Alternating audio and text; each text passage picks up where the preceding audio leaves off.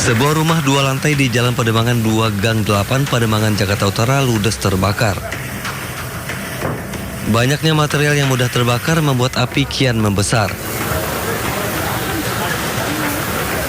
Petugas pemadam kebakaran mengerahkan 14 unit damkar dan 70 personil ke lokasi. Api padam 1 jam kemudian. Menurut penghuni rumah, api berasal dari sebuah ruangan di lantai 2 yang dijadikan sebagai gudang. Diduga akibat korsleting listrik.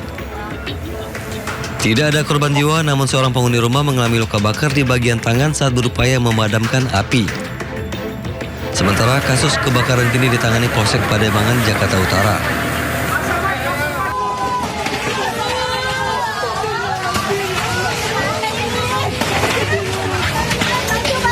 Kebakaran juga melanda sebuah rumah di permukiman padat penduduk di Jalan Satria, Jelambar, Grogol, Petamburan, Jakarta Barat.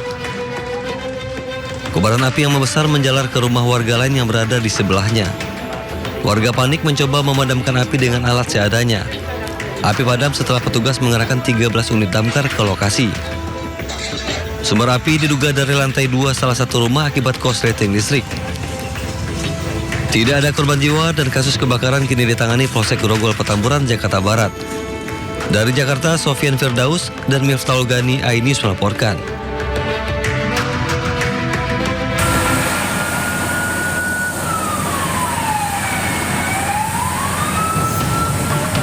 Kebakaran hebat melanda komplek pergunungan Natura Industrial Estate, Kecamatan Tamalan Rea, Kota Makassar, Sulawesi Selatan.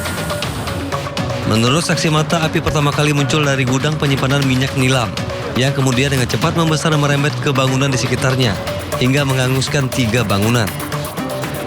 28 mobil pemadam kebakaran dan sekitar 100 personil diterjunkan ke lokasi. Banyaknya barang yang mudah terbakar membuat petugas sulit mengendalikan api. Setelah berjibaku selama 4 jam, api berhasil dipadamkan. Tidak ada korban jiwa maupun luka akibat peristiwa ini. Petugas masih menyelidiki penyebab pasti kebakaran dan menghitung total kerugian akibat peristiwa ini. Dari Makassar, Sulawesi Selatan, Yul Yuswin Ainis melaporkan.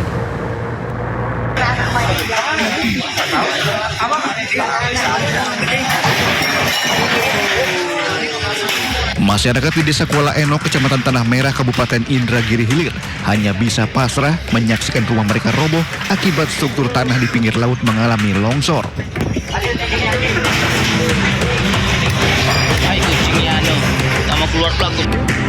Bahkan sebagian bangunan yang ambruk tersebut masuk ke laut. Kejadian ini sudah terjadi selama 3 hari berturut-turut. Tercatat 19 rumah mengalami rusak parah. Badan Penanggulangan Bencana Daerah Kabupaten Inhil bersama camat dan TNI Polri setempat langsung bergerak cepat mengevakuasi seluruh warga serta menyelamatkan barang-barang berharga milik korban. Mengevakuasi warga, lebih kurang sekitar 10 tempat usaha yang berada di tempat kejadian kita evakuasi, dan sampai saat ini warga masih membongkar sisa-sisa puing-puing rumah yang masih bisa dimanfaatkan. Beruntung dalam peristiwa tersebut tidak sampai memakan korban jiwa, namun kerugian materi diprediksi hampir 1 miliar rupiah. Dari Kabupaten Indragiri Hilir, Riau, Diki Kurniawan, iNews melaporkan.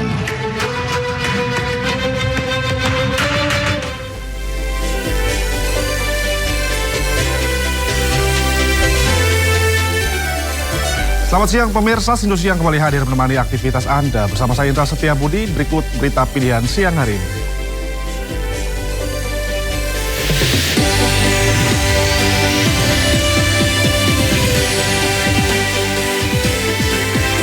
Tersangka tudingan ijazah palsu Jokowi, Roy Suryo dan Dr. Tifa jalani rawat inap di RS Polri Kramat Jati, Jakarta.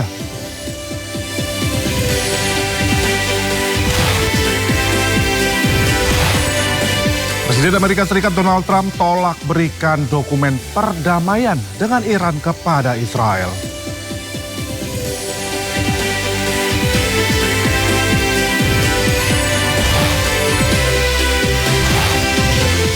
Pekan Raya Jakarta 2026 kembali hadir bagi warga Jakarta dan sekitarnya di J-Expo Kemayoran, Jakarta.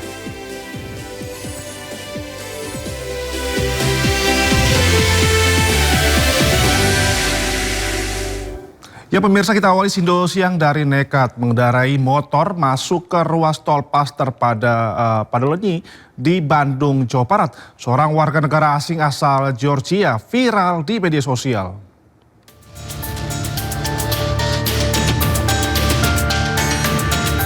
Rekaman video yang beredar menunjukkan seorang pria warga negara asing mengendarai motor metik di dalam ruas tol Paster pada Lenyi. Pengendara terlihat melaju cepat di bahu jalan dan beberapa kali mendahului kendaraan lain termasuk mobil dan truk. Pria asal Georgia tersebut ditangkap di ruas tol Paster dan langsung ditindak oleh Ditlantas Polda Jawa Barat. Kepada petugas, WNA tersebut mengaku masuk ke jalan tol karena mengikuti petunjuk aplikasi navigasi dan tidak memahami aturan lalu lintas di Indonesia. Peringatan dari petugas, tapi pengguna jalan tersebut tetap melaju dan akhirnya kami berkoordinasi dengan PJR melakukan pengejaran dan bisa kami amankan melalui gerbang tol Baros 2. Nah, di sana kami mintain keterangan dan menurut pengakuannya pengguna motor tersebut menggunakan aplikasi Maps dan ini seperti kejadian kita sebelumnya. Jasa Marga mengimbau pengendara roda 2 agar lebih teliti saat menggunakan aplikasi penunjuk arah dan selalu mematuhi rambu lalu lintas karena jalan tol hanya diperuntukkan bagi kendaraan roda 4 atau lebih. Dari Bandung, Jawa Barat, Ervan David, iNews melaporkan. Pertandingan sepak bola antar kampung di lapangan Roda Top Pagedangan, Tangerang, Banten berakhir ricuh. Wasit nyaris menjadi sasaran amuk supporter yang menyerbu masuk ke tengah lapangan lantaran merasa wasit berpihak.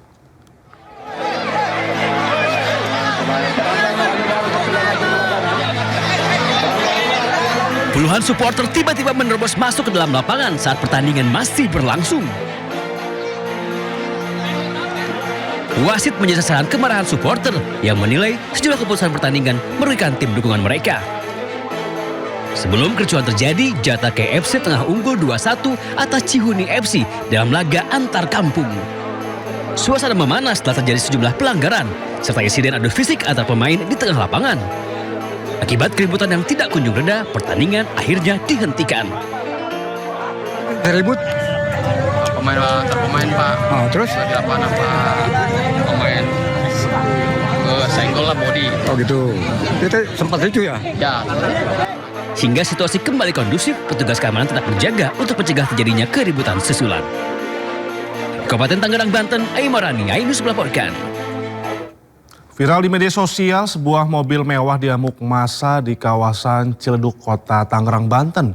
Kendaraan yang awalnya dikira sebagai pelaku tabrak lari ternyata merupakan target operasi polisi terkait kasus narkotika.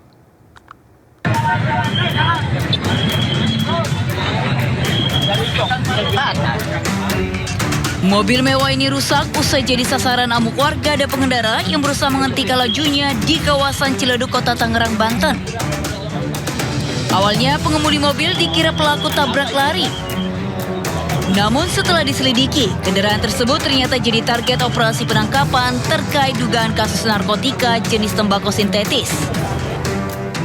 Sebelum pengejaran terjadi, polisi telah mengamankan 4 orang terduga pengguna narkotika. Saat akan digeledah, pengemudi mobil kabur hingga terjadi aksi kejar-kejaran di jalan raya. Aksi pengejaran polisi ini menarik perhatian warga sekitar yang ikut berusaha menghentikan kendaraan tersebut. Dan dilakukan pengejaran terhadap mobil ini. Hingga akhirnya mobil terhenti di daerah Ciledug, Tangerang karena menabrak trotoar. Kemudian 5 orang itu diamankan, dibawa ke Polres Jakarta Selatan. Di saat 5 orang ini salah satu diantaranya kita lakukan penahanan. 4 terduga pengguna narkoba kini mengajukan rehabilitasi. Sementara pengemudi mobil ditahan di rutan Mapolres Jakarta Selatan. Polisi masih mendalami kemungkinan adanya pihak lain yang terlibat. Dari Jakarta, Dan Helmi Sayangbati, iNews melaporkan. Ya pemirsa, hilang selama 3 tahun seorang wanita asal Rancaikek, Kabupaten Bandung, Jawa Barat diduga disekap dan dianiaya kekasihnya.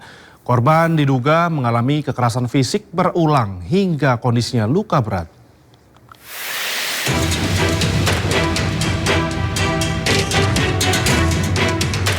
Seorang wanita yang selama hampir 3 tahun tidak diketahui keberadaannya ditemukan dalam kondisi luka berat yang diduga menjadi korban penyekapan dan penganiayaan oleh kekasihnya.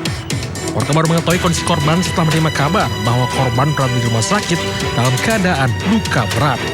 Korban diduga mengalami kekerasan fisik di sebuah rumah kontrakan di kawasan Cidonuk, Kabupaten Bandung. Itu diantar sama yang punya kosan dan pelaku juga? Sama pelakunya juga bertiga semuanya. Cuman si pelakunya nggak ikut ke dalam. Ya. Kenapa katanya nggak ikut ke dalam? Katanya takut kayaknya mungkin takut. Soalnya kan sudah melukai kakak saya sampai segitunya. Kasus dugaan penyekapan dan penganiayaan itu sudah dilaporkan ke Polda Jawa Barat. Saat ini polisi memburu terduga pelaku. Dari Kabupaten Bandung, Jawa Barat, Yuan Pangestu, iNews melaporkan. Seorang guru sekolah dasar di Ogan Komering, Ulu Selatan, Sumatera Selatan tewas dianiaya siswi SMP.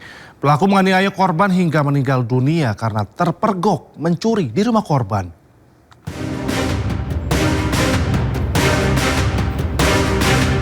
Kasus pencurian disertai penganiayaan berat menggegerkan Kabupaten Ogan Komering Ulu Selatan, Sumatera Selatan. Seorang guru sekolah dasar berstatus pegawai pemerintah dengan perjanjian kerja meninggal dunia setelah ditusuk seorang siswi SMP. Peristiwa berawal saat korban yang baru pulang ke rumahnya dan mendapati pelaku yang masih berstatus pelajar kelas 1 SMP berada di dalam rumahnya sedang mencuri. Diduga panik karena aksinya diketahui korban, pelaku kemudian mengambil sebilah pisau dan menganiaya korban.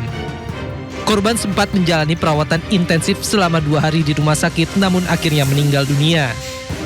Usai kejadian, pelaku langsung kabur keluar daerah bersama kedua orang tuanya dan ditangkap di Kabupaten Ogan Ilir, Sumatera Selatan. Korban pulang ke rumah. Pada saat pulang ke rumah, korban mendapati pelaku sudah berada di rumah. Karena panik, pelaku akhirnya mengambil pisau dan menusuk korban. Dari pengakuan pelaku, ini aksi yang ketiga kali. Itu di rumah korbannya? Benar, jadi sudah 3 kali di rumah korban. Ini pelaku sendiri mencuri apa ini? Kalau keterangan pelaku mencuri uang. Diketahui pelaku telah berulang kali mencuri di rumah korban. Atas perbuatannya, pelaku terancam hukuman 7 tahun penjara. Ya pemirsa, Roy Suryo dan Dr. Tifa ditahan di Polda Metro Jaya terkait kasus ijazah Jokowi. Kedua tersangka ditangkap di kediaman mereka masing-masing.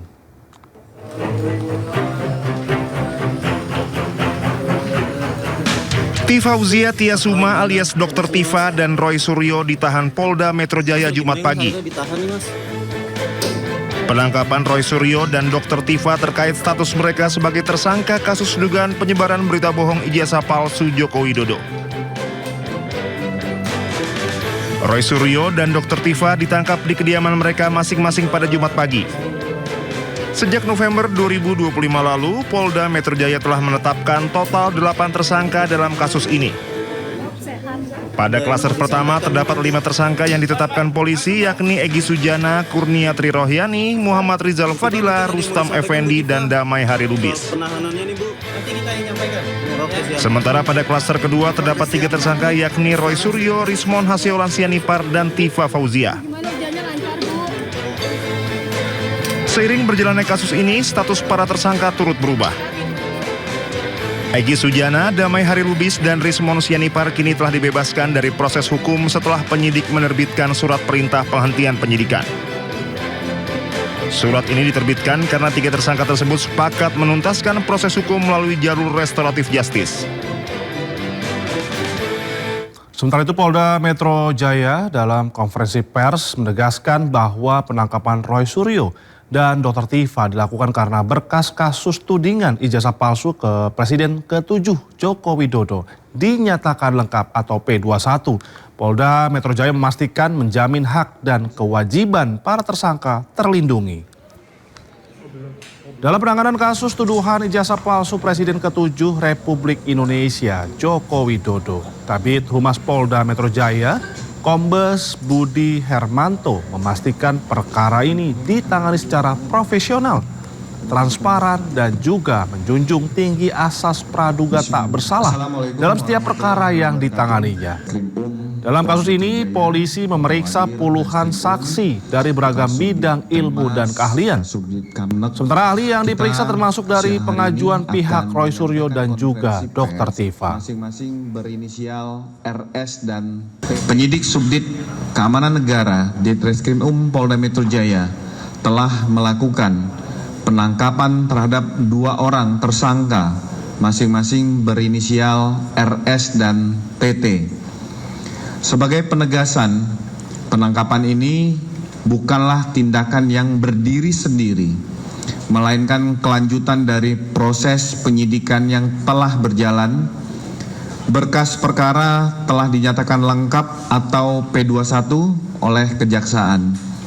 Alat bukti telah dinilai lengkap memenuhi persyaratan dan setiap tahapan ditempuh sesuai ketentuan hukum acara pidana dengan menjunjung tinggi azas kesetaraan di hadapan hukum. Dengan demikian, langkah ini menjadi dasar hukum yang jelas dan dapat dipertanggungjawabkan. Dalam rangkaian proses penyidikan yang telah dilaksanakan oleh penyidik di Treskrim Polda Metro Jaya, di antaranya kami sudah melakukan pemeriksaan terhadap 94 orang saksi. Kami juga telah melakukan pemeriksaan terhadap 26 orang ahli, baik itu ahli independen maupun ahli yang diajukan atau dimohonkan oleh para tersangka. Setelah hampir 2 jam menjalani pemeriksaan kesehatan, tersangka kasus fitnah ijazah Jokowi, Roy Suryo, dan juga Dr. Tifa menjalani rawat inap di RS Polri Kramat Jati. Tanpa memberikan komentar apapun, Roy Suryo langsung memasuki mobil tahanan setelah menjalani pemeriksaan kesehatan di RS Polri Kramat Jati. Tak lama koleganya, Dr. Tifa, juga menyusul Roy. Dr. Tifa tampak duduk di dalam kursi roda hingga memasuki mobil tahanan. Sama seperti Roy, Dr. Tifa juga tidak mengeluarkan sepatah kata pun. Keduanya kini menjalani rawat inap di RS Polri Kramat Jati atas rekomendasi dokter.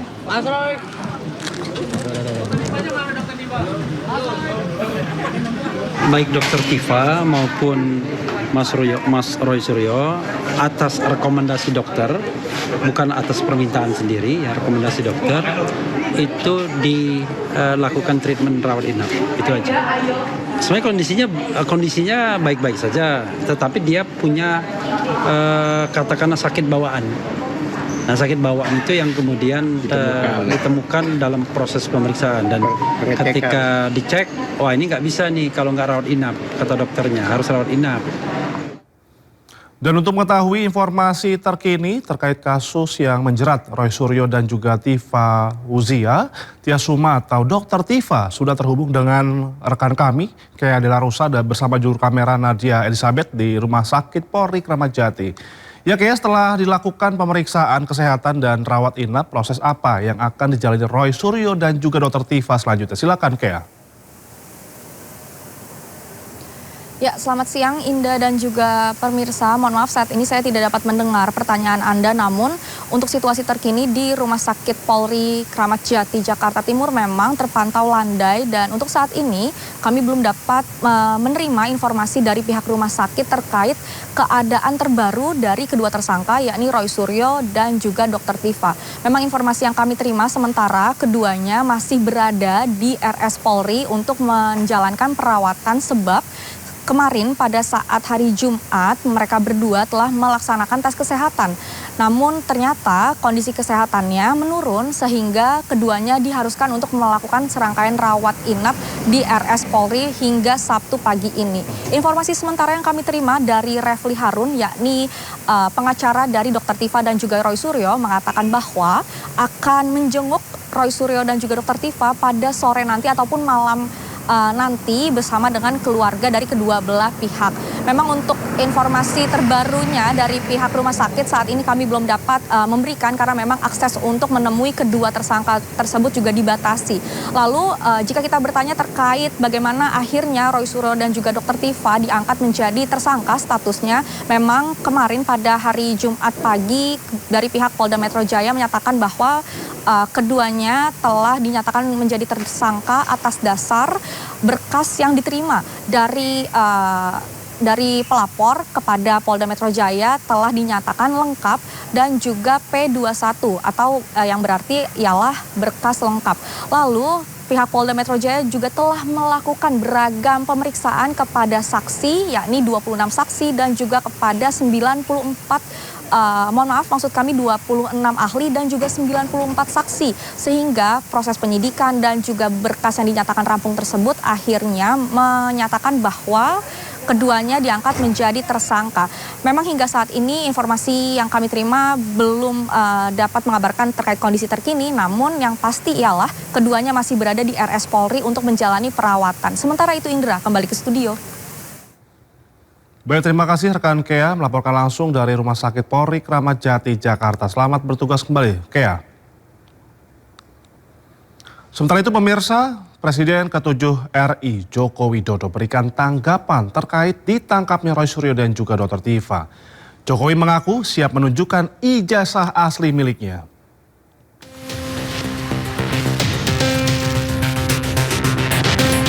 Di kediaman Solo pada hari Jumat, Presiden ke-7 Republik Indonesia Joko Widodo menyatakan kesiapannya untuk menunjukkan ijazah asli miliknya secara langsung di hadapan majelis hakim saat persidangan. Hal ini dilakukan setelah kepolisian melakukan penangkapan terhadap pakar telematika Roy Suryo dan Dr. Tifa terkait perkara dugaan penyebaran berita bohong soal ijazah palsu milik Jokowi. Kita ikuti proses hukum yang ada sampai nanti di sidang pengadilan. Karena nanti pengadilanlah yang akan memutuskan. Kita ikuti. Nanti Pak Jokowi rencana akan hadir langsung di persidangan? Iya, akan hadir. Jadi Pak Jokowi memastikan akan membawa ijazah aslinya ya ke persidangan? Iya, sesuai yang sudah saya sampaikan. Masih di Polda ya Pak itu ya, ijazah? Iya, masih di Polda. Sebelumnya, Jokowi sudah pernah menyatakan siap menunjukkan ijazah asli miliknya dari SD, SMP, SMA, hingga kuliah. Jokowi menambahkan pihaknya akan mengikuti seluruh proses hukum yang ada. Dari Solo, Jawa Tengah, koresponden Septiantoro iNews melaporkan. Kita beralih ke informasi lainnya pemirsa, eksekusi Hotel Sultan di kawasan Gelora Bung Karno Senayan berujung ricuh. Aparat polisi dan juga TNI dilempari oleh pengunjuk rasa yang menolak eksekusi dilakukan.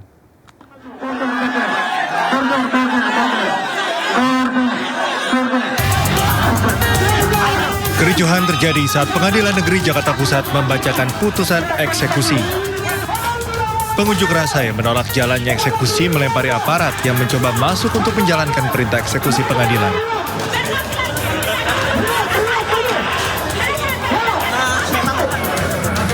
Petugas pun bertindak tegas dengan menangkap 69 orang yang diduga menghalangi jalannya eksekusi. Puluhan massa yang diamankan kemudian digelandang polisi dari area dalam Hotel Sultan menuju mobil tahanan. Di mana putusan pengadilan dianggap paling benar dan mengikat.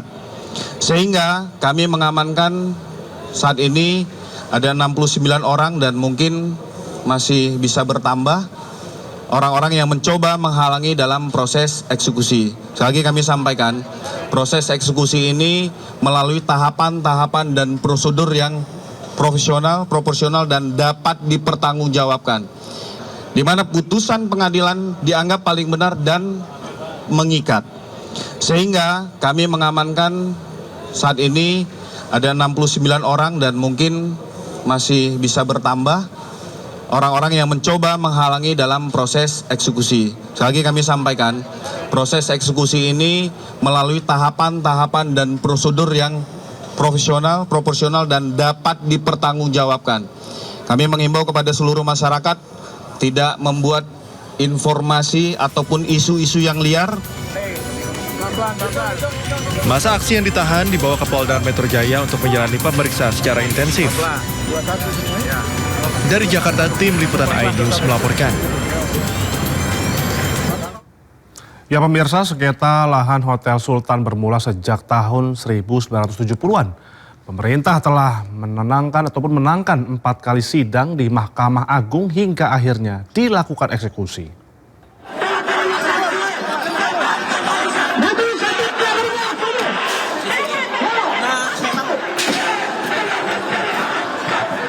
Momen ricuh terjadi kala Pengadilan Negeri Jakarta Pusat selesai membacakan putusan eksekusi. Buntut kericuhan yang terjadi saat proses eksekusi lahan Hotel Sultan, polisi menangkap 69 orang. Berikut kronologi utama sengketa Hotel Sultan. Pada 1970-an, pemerintah beri HGB pada Indobuildco milik Ponco Sutowo untuk kelola kawasan di Blok 15 GBK.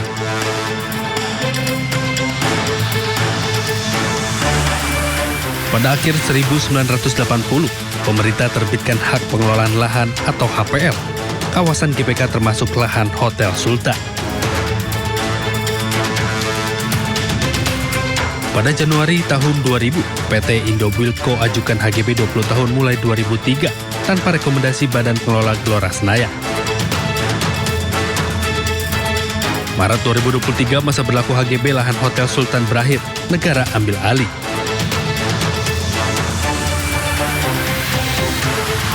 (2023-2024), pemerintah 4 kali menangkan peninjauan kembali di Mahkamah Agung.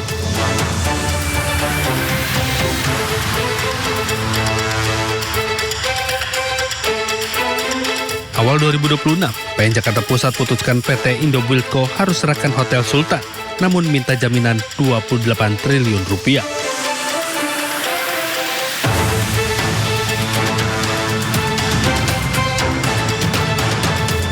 Pada 18 Juni 2026, eksekusi Hotel Sultan ricuh, masa pendukung pengelola tolak eksekusi.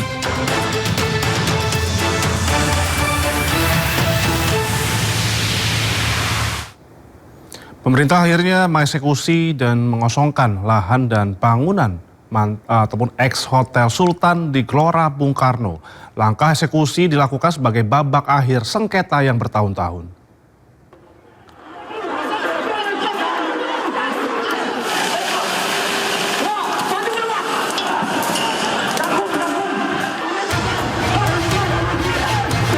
Kamis pagi menjadi akhir drama sengketa Hotel Sultan selama 26 tahun di Gelora Bung Karno setelah pemerintah mengeksekusi lahan dan bangunan. Eksekusi berdasarkan penetapan Pengadilan Negeri Jakarta Pusat, pemberitahuan tertanggal 19 Mei telah dikirimkan ke Indobuildco melalui pos tercatat. Hotel Sultan dikelola PT Indobuildco milik pengusaha Ponco Sutowo, putra mantan Direktur Utama Pertamina Ibnu Sutowo. Drama sengketa berawal dari perbedaan penafsiran terkait masa berlaku hak bangunan di atas lahan Blok 15 GBK. Pemerintah menyatakan perpanjangan HGB yang diajukan pada 2002 hanya berlaku selama 20 tahun, berakhir pada 2022 dan lahan kembali menjadi aset negara. Sementara Indobuildco mengklaim perpanjangan berlaku selama 30 tahun. Jadi teman-teman, terkait dengan karyawan Hotel Sultan atau ex-karyawan Hotel Sultan, nanti prinsipnya kami dari Kementerian Sekretariat Negara minta kepada PPK GBK untuk bukan hanya mendata tetapi betul-betul memperhatikan nasib dari karyawan Hotel Sultan ini. Jadi intinya kami tidak ingin mereka setelah pengambil alihan aset ini menjadi pihak yang dikorbankan. Pemerintah akan mendata seluruh pekerja dan berkoordinasi dengan Kemnaker untuk memastikan hak-hak pekerja. PPK GBK sebagai pengelola aset negara masih menyusun rencana pemanfaatan kawasan yang dieksekusi ini. Dari Jakarta, tim liputan iNews melaporkan.